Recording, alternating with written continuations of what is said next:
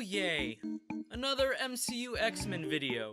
Cause that hasn't been overdone 1,000 times. Eat below that dirt and rocks are Lisa bearded maiden fair. There's been a lot of theories and rumors going around about how the X-Men would be integrated into the world of the Avengers. Many of them have to do with parallel dimensions, reality crossovers, and one where one of the X-Men members wiped all of mankind's memory of mutants exist. What? Alright, I commend those who came up with it. That last one is pretty creative, sure. But you gotta admit, those first two are kinda lazy cop-outs. That's something the CW would do, actually. I'm guilty myself for putting that idea in my Fantastic Four video.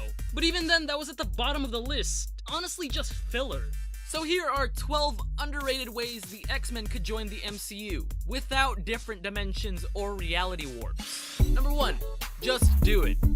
Just throw the X-Men right on in when you want to. They did it with Black Panther, they did it with Spider-Man, and they did it with the Sorcerers in Doctor Strange. Just say that the mutant gene has always been around, and have the School for the Gifted be a new thing because Charles just started looking into it. Now you may ask, why have they been around all this time and we're only hearing of them now?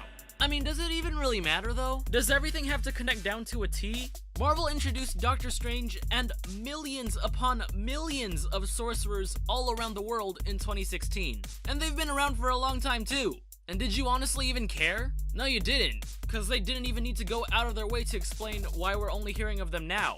They just went, you got your Strange, you got your Sorcerers, I'm out of here. They addressed it briefly, but they didn't need any extended exposition to explain the history of the Sorcerers.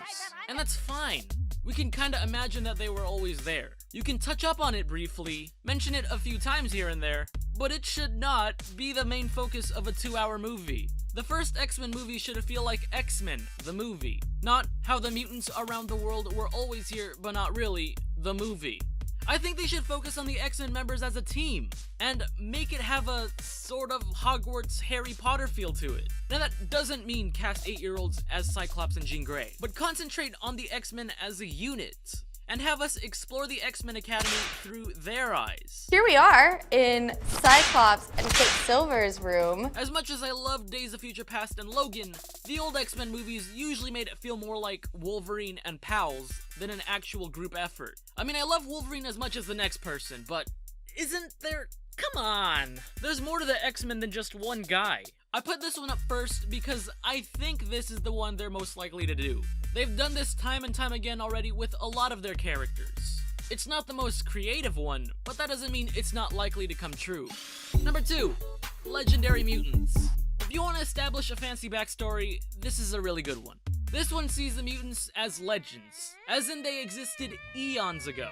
Fables, legends, bedtime stories were told across the world of brave heroes who held off ancient beasts from outer space. They were looked up to as gods, praised for protecting everyone else. They could have a whole religion built up to their name.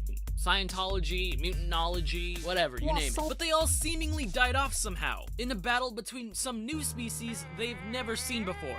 Bystanders barely had a good look at any of them. Word broke out on the street that they were seeing double, because they morphed into what looked like other humans. The mutants barely won, but the contact with them gave them a parasite, something that nullified their mutant powers. Numbed it. It didn't completely take it away. They still had the mutant gene, but their powers were pretty much gone. And that stayed that way for a really long time. The parasites were hereditary, carried down to their kids, so no mutant powers. But by the 1800s, those things in their bloodstream would slowly deteriorate, meaning a few of them had their powers resurface again. These were the very rare ones. Wolverine was one of them, and then soon after, Magneto and Xavier were next. You get the point. Then the 1990s came around and... What? Oh my god, the aliens are back. The mutants aren't really there to deal with them this time, because these were the monsters from their nightmares and fables come to life. Well, that's cool, because Captain Marvel is here. Yeah. We later find out that those aliens were called the Skrulls, by the way. I don't know how, that's just what it is. The parasite that those green things brought all those years ago doesn't affect the mutants and humans anymore because of their long built-up immunity to it. That means by 2014, the time Scarlet Witch and Quicksilver were of age, the parasite was pretty much dead at this point. They had their powers within them since they were born. It just had to be unlocked or enhanced so that they had access to it. This also means during this time, those with the mutant genes started experiencing their powers for the first time. It's crazy, but it'd be awesome for world building. It also ties things nicely into a bow with a connection to Captain Marvel. Number 3, X-Men Homecoming. Obviously, don't title it X-Men Homecoming. You're gonna get throat chopped for copy and pasting titles. Don't do that. But just take inspiration from some elements of Spider-Man Homecoming and make it its own thing. Mainly showing the MCU and the mutants from a new standpoint. Have the majority of the first X-Men movie take place in the X-Mansion. Now that doesn't mean they can't leave the place. They can fight some bad guys outside. Go ahead, go on a field trip or something. But the focus should be inside the school. It's a superhero school. We haven't seen anything like it in the Avengers world. You could even have Tom Holland cameo for a brief second like, "Hey man, this is cool. Can I join? Ah no, what about Ned?" Show us that transition from rejects to superheroes. Don't do what the Fantastic Four movie did. Don't skip over what could be the best part. Don't go, "Hey, let's do everything they did right and do it wrong." Them becoming superheroes is the key to this film. Try even making the final boss fight of the movie take place in there. Someone's attacking the academy. It can be an entirely new made-up character. It doesn't matter. Having them bond at this place could be kinda touching. They find friendship in each other cause literally no one relates to them. The Avengers don't count because let's be honest, they're celebrities here. They tried focusing more on the students in Apocalypse, but then halfway through they said, screw it, let's focus on Xavier again. You gotta commit. Have Xavier, Magneto, and maybe even Wolverine be the background characters of the first movie. Xavier and Magneto are the mentors. They are in the background. They're the wise ones. I don't even think Magneto should be the bad guy here yet. We've had that 12 times in the last decade. And Wolverine, for the first movie at least, should be what Quicksilver was in Days of Future Past. Don't have him overshadow the other X-Men. Just give him a quick little scene. But make sure that scene is one of the highlights of the movie. Make it something everyone will remember. It'll leave people wanting more, and they'll be on board with this new X-Men team before you know it. Number 4, the Mutant Accords. The Avengers and X-Men share a lot of similarities with one another. They're both good guy teams, they're both supers, but there's one big key difference between the two. Even though it looks as if the entire nation doesn't like the Avengers in their world, that's just not what it is. Tons of people still love them. They're idolized and constantly talked about all around Peter Parker's high school. All that hating Avengers propaganda, that's just the government being the government. Regular people still view them as the heroes they truly are. The X-Men are disgusting. In the Marvel Universe, mutants are usually shunned, rejected by society, and that's what part of makes them special. They're the underdogs. It's an allegory for racism. So how about this? Remember the Sokovia Accords in Civil War? What if those rules were based on an older agreement? Enter the Mutant Accords. Yeah, I know, creative title. The Mutant Accords could have been the first act of the government trying to keep superheroes in check. It was out years before 2016. That's why mutants as a whole were on the down low, because them using their powers was just straight up illegal. But why though, you may ask? Why would they be put in check? Why would the general public hate mutants but love these guys? Well, it's because they did all the dirty work. We've seen the amount of innocent people that died whenever the Avengers were working. It was like on display or something when they were talking about politics. Some of the body counts were in the 20s, others in the hundreds, maybe 70s. That's a lot of people. But what I'm getting at is that for the X-Men, make it in the 1,000 range. Make the X-Men the biggest collateral damage causers in the MCU. Make us feel it. Make it look like what the Avengers did in New York and Sokovia combined look like a balloon party. Have the X-Men feel like they always start a bloodbath. Not in a literal sense. They're not gonna show too much gore. Marvel most likely wants to keep that thing PG-13. But do more than just show buildings collapsing. That's old news. Show volcano eruptions, tsunamis, earthquakes. Go freaking crazy with their missions. Hell, have nukes go off in a lot of their missions. In an uncharted island, nuke the place. In a facility full of both good and bad people, nuke the place. In an occupied city where one kid's bullying another kid, nuke the place. Their missions should be so disgustingly dirty. So much so that people started seeing the X-Men themselves as the problem. Them not being good enough to do it all. Not being as squeaky clean as the Avengers. So the higher-ups put them in check. Said they'd be on call. But that was basically the world's way of saying, yeah, we don't need you anymore. And they were never called up for another mission. But once all the Avengers 4 thing blows over and the Avengers, I'm assuming, save the entire universe, everyone regains trust in all superheroes. Their government releases all holds on superhero teams, and the X-Men can show what they got once again. This would tie all the loose ends of Civil War in a neat little bow, with the whole world being at peace with superheroes. Number 5. The Bubonic Plague. This one's more of a sad one than the others. It's much more depressing, really, which is why I'm gonna say it anyways. Make the mutant gene feel like a plague.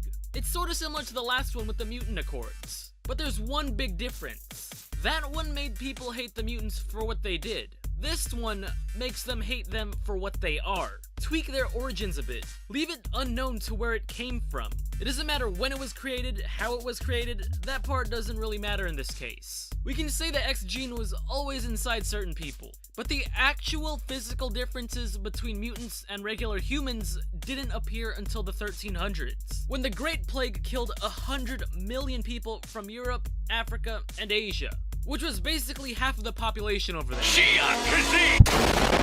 Have the mutant part of the DNA be the thing that makes those immune. So those that were left were those who never made contact with the disease, and those that were exposed mutants. And for some reason, the plague changed the mutants' appearances so much. Some grew hair all over, some grew tails, some grew long noses. Get creative with things. I don't know if any of that science is, but who cares? As time went on, they'd spread out across the world, and their kids would look more and more different than everyone else. And you know how society works. If you're not like them, you'd get destroyed. Not looking like a supermodel? Throat chop. Being terrible at sports? Throat chop. Having your own opinion on the internet? Guess what? Throat chop. They were outed from the rest of the world because of how they looked and acted. Some were burned to death because they were accused of using dark magic and being witches. Others were hunted down for being revolting beasts. They were even given nicknames like Bigfoot or Ogres. Yeah, make the Sasquatch an actual mutant. This way, instead of making the mutants heroes from bedtime stories like the one from 2 theories ago, flip that on its head. Make them the monsters. The terrifying things that kids feared in their nightmares. This gives them a motivation to go into hiding and live a life of pure isolation. Though since the Avengers are loved, they recently just began coming back into the spotlight, hoping one day they'd be accepted and for things to change. It could be a little heartfelt moment towards the end, their moment of acceptance. Number 6, Quantum Realm. Spoilers for Ant-Man and the Wasp. Skip to here if you actually care about those things. Ready, 3, 2, 1. Okay, so Ant-Man and the Wasp had some really interesting things going on, namely the whole Janet Van Dyne thing. Like, she's been down in the quantum realm for 3 decades, and when she pops back out, she suddenly has the power to stabilize people with her glowing fingers. And you'd think we'd get an actual explanation for it, but nah, they just say, oh yeah, so it changes you, so I can do lots of things because I can do lots of things now. She said that adaptation was part of it, but it was more so evolution, which is essentially the whole point of the mutants' existence. They're always labeled as the next phase in human evolution. So this thing could be the source of what gives them their powers in this world. Maybe tie it into a third Ant-Man movie. Say that there were thousands of human test subjects that were used for going subatomic, and they got lost in there. Use an Ant-Man villain to blame. That usually— whoa, I thought that was something else for a second there. It may mess with the integrity of their origin though, because part of what made Magneto and Wolverine special were how traumatized they were when they were younger. But maybe not. She mentioned there were time vortexes in there, so they could just loophole through that. Number 7, World War II buddies. It's exactly how it sounds. When the Avengers are about to fight the next big bad guy in, what, I don't know, Avengers 5? Have Captain America say he knows a guy and introduce your new Wolverine. That's if he lives in Avengers 4. If not, then just use Bucky. They were friends during World War II and they helped each other out. We just never saw them together in Captain America's first movie because the scene didn't fit the narrative of the story. I mean, that's what Marvel would probably say to the public. But in reality, it's because they legally couldn't do it. You can add throwback scenes where all 3 of them were together before Bucky fell off a cliff. They were really good friends back in the day. Then, once Wolverine gets his brief introduction in an Avengers movie, lead into a Team X-Men film, where we get to see the new X-Mansion and all the other mutants for the first time in their vibrant colors. Now sure, on the surface it looks like they're just recycling what Iron Man did with Spider-Man in Civil War when he said, oh yeah, I know somebody. But it's really not. A lot of movies do this. even non-superhero related ones. It'd be like saying romance movies with love interests are boring because romantic subplots have been overdone a million times. That's what they're supposed to do! It's not the idea that trips people up. It's the execution. You can have the best idea in the world, but if you smother it in doo-doo with a hint of laryngitis in there, of course people are gonna hate it. Having Steve say, "I know someone," isn't enough to ruin an entire movie itself. It's convenient, sure, but saying a character knew another character who we haven't seen before won't kill the mood. Cause that's how the real world works. You just know people others don't. Iron Man knew a guy named Spider-Man in Civil War, and Wolverine knew a guy named Quicksilver in Days of Future Past. And the majority of everybody loved both of their entrances. Number 8, storming in. If you're on the X-Men team and you're not Hugh Jackman as Wolverine or Jennifer Lawrence as herself, basically, you'd probably be robbed of all your screen time. I think introducing the X-Men who've been pushed more into the background first wouldn't be a bad idea. Storm's pretty much been underused in all of the old X-Men movies. Aside from that team, she's mostly associated with Black Panther. They even got married, I think. They had a kid, and he had a combo of the most OP powers out there. But they can't just throw her in cause she's here! They do hint at some old beef between the two. It's mostly because of their different morals. One wants to help the rest of Africa, and one wanted to keep Wakanda to itself. Yeah, well, that second idea is gone now, so. There's two ways Marvel could go with this. The first one is adding to their conflict. Say that it wasn't just their morals clashing that split them up, but because of another friend of his that kept meddling between the two. Yeah, you'd have a cliche love triangle between these three, and probably other cheesy tropes. Or two, do what Sony planned on doing before they canceled the Amazing Spider-Man series. Kill off Nakia at the end of the second Black Panther movie, and then in the third, introduce Storm and slowly hint at a future relationship. Both of these have their problems. On the one hand, if you do the love triangle wrong, you got Twilight, really. And on the other, you lose one of the best actors a part of the Black Panther franchise. I personally think the second one's a better option, because the death of Gwen Stacy was really impactful in that movie. That was one of the very few things I actually loved from The Amazing Spider-Man 2. Number 9, the next Inhumans. I don't really want to touch on this one too much, because this is most likely Marvel's last choice on the list. The Inhumans were basically Marvel's backup plan if they never struck a deal with Fox Studios to get the X-Men characters back. Which means, in this world, they're bootleg mutants. They have powers because they were experimented on or something? I don't know, no one really cares. They had a movie planned for them, then that was cancelled. They changed it into a show, and hey, what do you know? They canceled that too. What, was 10% too high? They could say the mutants were the next generation of Inhumans, where they were actually born with their powers instead of being experimented on. But like I said, Marvel's probably never gonna want to remind people that that show ever existed. Number 10, the Garden of Eden. If Marvel's feeling extra saucy, they might go this way. What if the Mutant Academy is already around? It's just been segregated from everyone else, but not really. Okay, some of you aren't really familiar with the story of the Garden of Eden.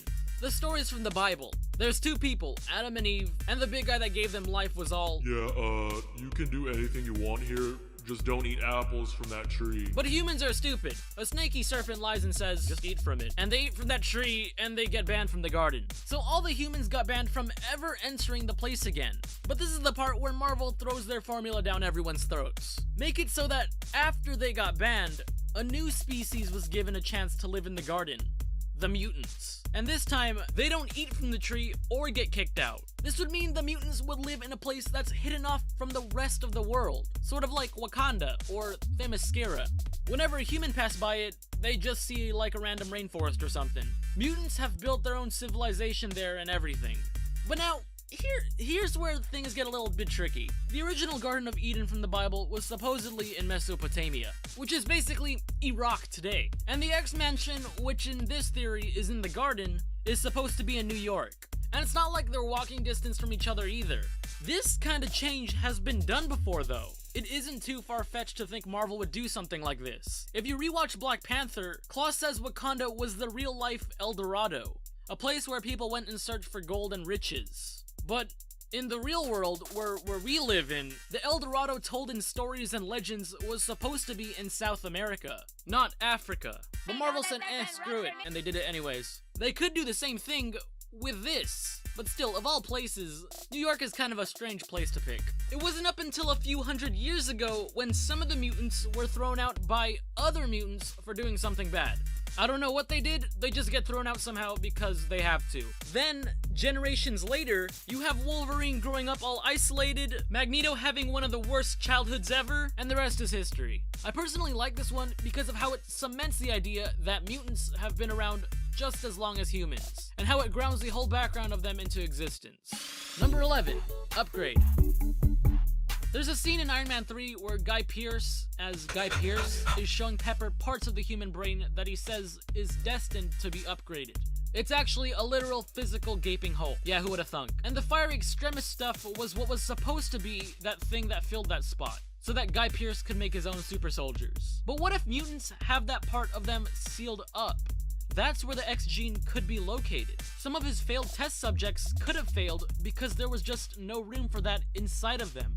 So they ran away when they had the chance, and he never bothered to look for them because Tony was the bigger problem at the time. I know Iron Man 3 isn't liked by that many people because of the whole Mandarin thing. I mean, I didn't really care. I still like the movie anyways. But connecting this to the discovery of mutants would be a nice touch, I'd say. And number 12, Infinity Dust. Alright, so this is for those who really want the Thanos events to affect the creation of mutants. We're still avoiding reality warps and dimensional travels, so don't worry about that. So here. Towards the end of Avengers 4, the Avengers destroy the Infinity Stones to make sure no one has the power to ever do what Thanos did again. And each stone's destruction sends out a shockwave of dust particles that reacts with a select number of people's DNA. This would explain how they got their powers. Wolverine gets his healing ability mainly from the Time Stone. Xavier absorbs a huge chunk of energy from the Mind Stone. Jean Grey gets a combo of the Power and the Soul Stone. And the list goes on. This kinda ruins the specialty of the mutants though. Cause for one thing, this means they're legit brand new to the world. It's not like the one from the first theory where we could just say, yeah, they've been here for hundreds of years. No, it means they just came out now. 2018, 2019, when Avengers 4 hits. Meaning Magneto's and Wolverine's tragic backstory are just gone. They never happened. And secondly, it kinda craps on the whole accepting yourself for who you are dilemma. It ruins its meaning. They were outcasted because they were born that way. And now it's just some freak accident where they can just point fingers to blame people. This isn't the way I'd go. But some people wanted an Infinity War effect, so there you go. But do you have any other ideas on how the X-Men could join the MCU? Let me know down in the comment section below. But yeah, that's it for this one. For more of my videos, just click right here.